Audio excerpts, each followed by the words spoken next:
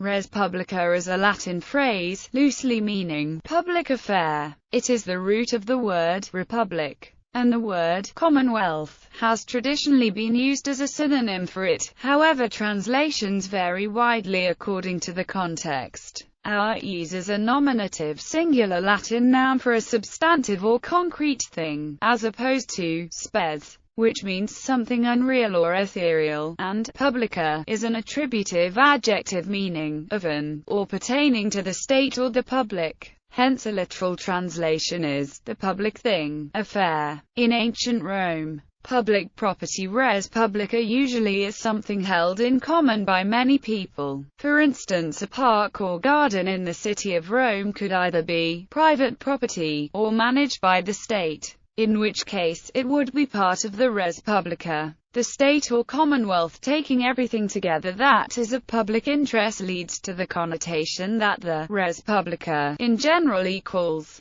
the state. For Romans this equaled of course also the Roman Empire, and all its interests, so res publica could as well refer to the Roman Empire as a whole. In this context, scholars suggest commonwealth as a more accurate and neutral translation of the term, while neither implying republican nor imperial connotations, just a reference to the state as a whole. But even translating res publica as republic when it clearly refers to the Roman Empire under imperial reign occurs. The Roman Republic Roman authors would also use the phrase res publica in the sense of the era when Rome was governed as a republic, that is, the era between the Roman kingdom and the Roman Empire. So in this case res publica does distinctly not refer to the Roman Empire, but to what is generally described as the Roman Republic. Public affairs or institutions. Res publica could also be used in a generic meaning, referring to public affairs and or the general system of government of a state.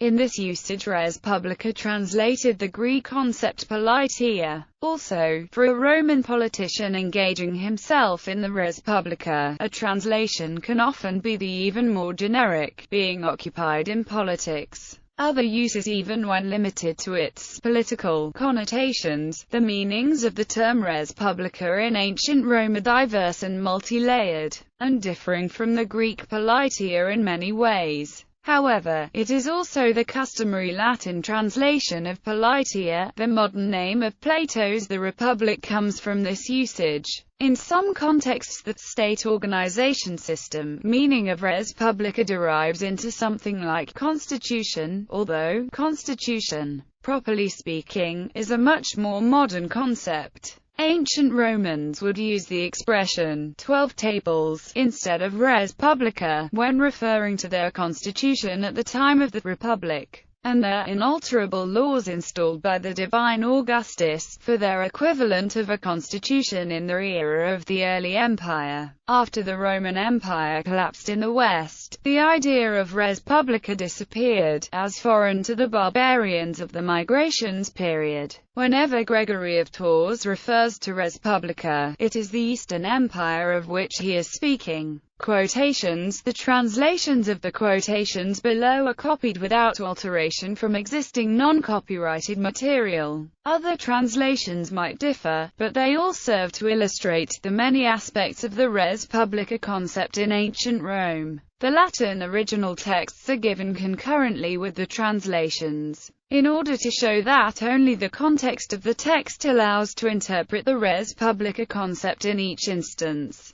From these examples it also follows that probably there was also a gradual shift of meaning of the res publica concept throughout the Roman era. The republic connotation of res publica is something that rather occurs with retrospect to a closed period. On the other hand, the translation of the Greek politia concept appears to have nearly completely worn off in late antiquity. Cicero's De Republica, a treatise of the 1st century BC in Socratic dialogue format, takes the res publica as its subject. The differing interpretations and translations of the title of that work are discussed in the De Re Publica article. The expression res publica is of course used several times throughout the work too. The quotes below aim at demonstrating that within any translation of Cicero's work, differing English translations of the term res publica need to be used, according to context, in order to make sense.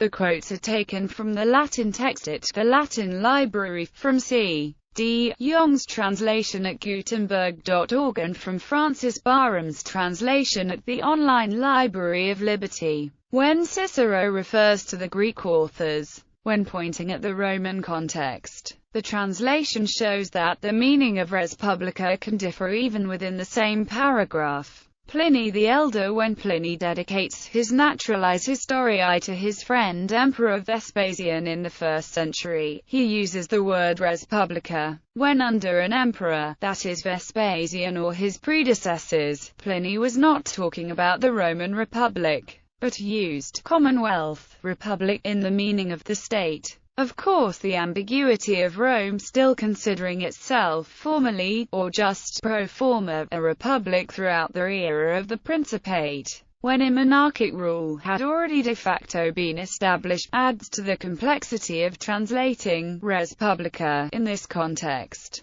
Tacitus is another example of the complexities of the meaning of the word res publica. One can cite Tacitus, who in the early 2nd century described in his annals how the first emperors, like Tiberius in the year Augustus had died, sought to preserve all institutions of the res publica completely intact, while Tacitus complained in the same writing that at the same time the res publica went astray for good because not a single soul seemed to care any more. The least that can be said is that the two quotes above are a translator's minefield. In the first quote above, Tacitus qualifies the res publica he intends as vetus, which implies he knows another, not old, republic, while Tacitus' dense writing style would usually avoid redundancies. Nonetheless, in the second quote, actually preceding the first in the text of the Annals, res publica does not have such qualifier, while in the context it is clear he meant the then lost republican form of government.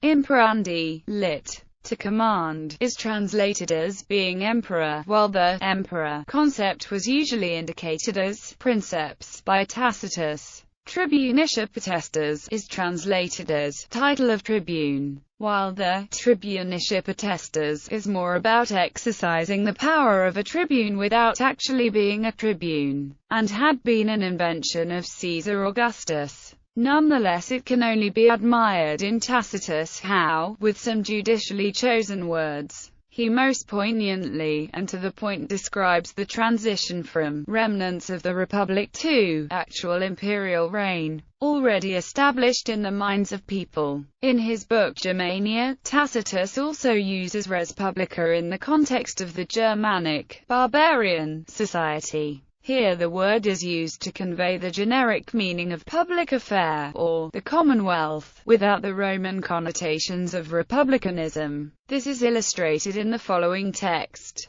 Augustine of Hippo uses the word res publica several times throughout his work The City of God, in which he comments, in the early 5th century, on several Greek and Roman authors. Again, the standard translations of the expression res publica are multiple throughout the work. Examples taken from the Latin text at the Latin Library. English translation from the version available at New Advent, meaning the state in general. Note that in this quote Augustine does not use the expression Imperium Romanum as a synonym to the era when Rome was governed by emperors. Compare also to the second quote from Tacitus above. There an expression different from res publica and Imperium Romanum is used for referring to the state in general, meaning the Roman Republic as era with a distinct form of state organization. From the same book, Calques. Later calques of res publica, commonwealth, rich Pospolita.